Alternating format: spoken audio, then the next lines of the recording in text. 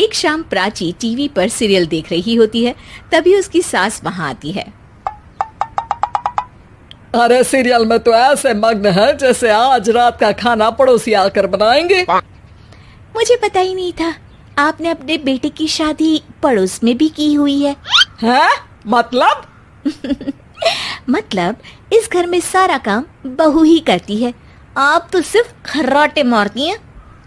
अच्छा जी, फिलहाल तो तुम आराम फरमा रही हो, चलो जाओ, ये मेरे टीवी देखने का समय है। आहा, इसीलिए मुझे भगाया जा रहा है। सॉरी, अब तो बिल्कुल नहीं जाऊंगी।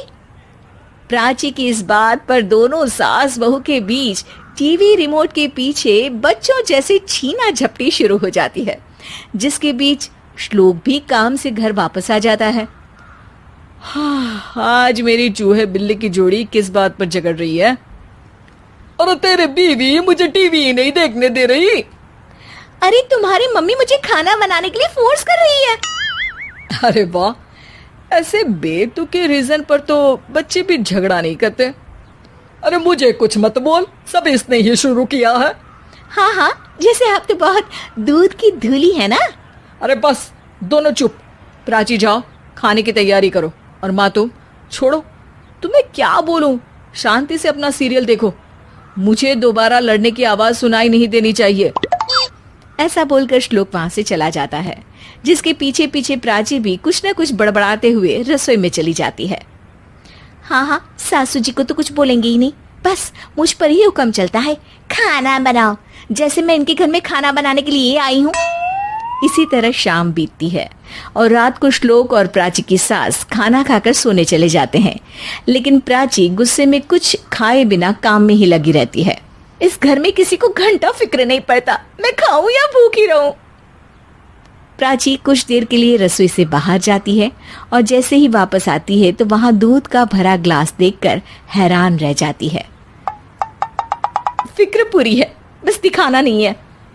प्राची दूध पीकर सोने चली जाती है और अगली सुबह एक बार फिर सास बहू का कार्टून नेटवर्क स्टार्ट हो जाता है।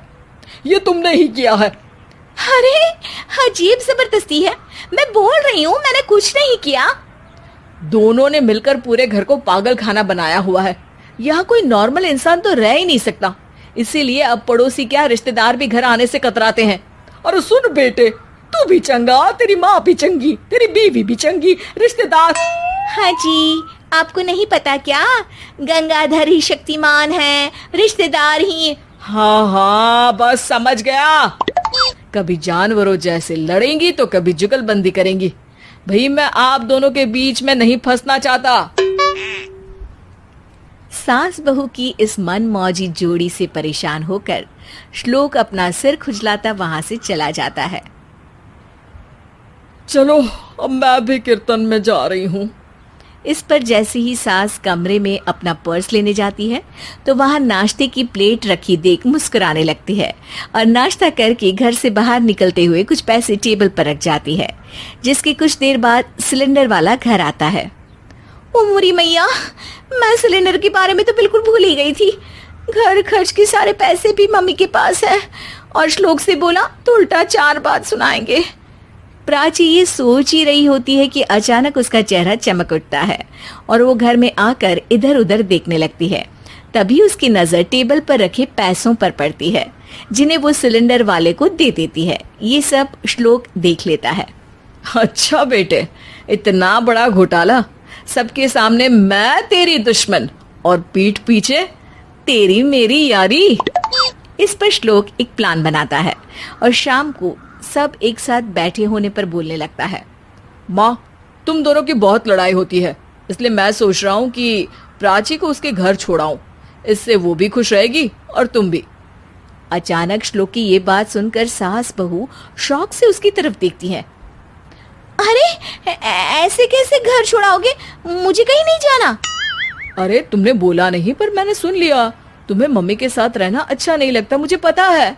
अरे वो, अरे जब बहू खुद कुछ काम बोले तो वो तुझे सुनता नहीं, और अब जो इसने बोला ही नहीं वो तू समझ गया। जब उसे नहीं जाना तो फिर जबरदस्ती क्यों कर रहा है?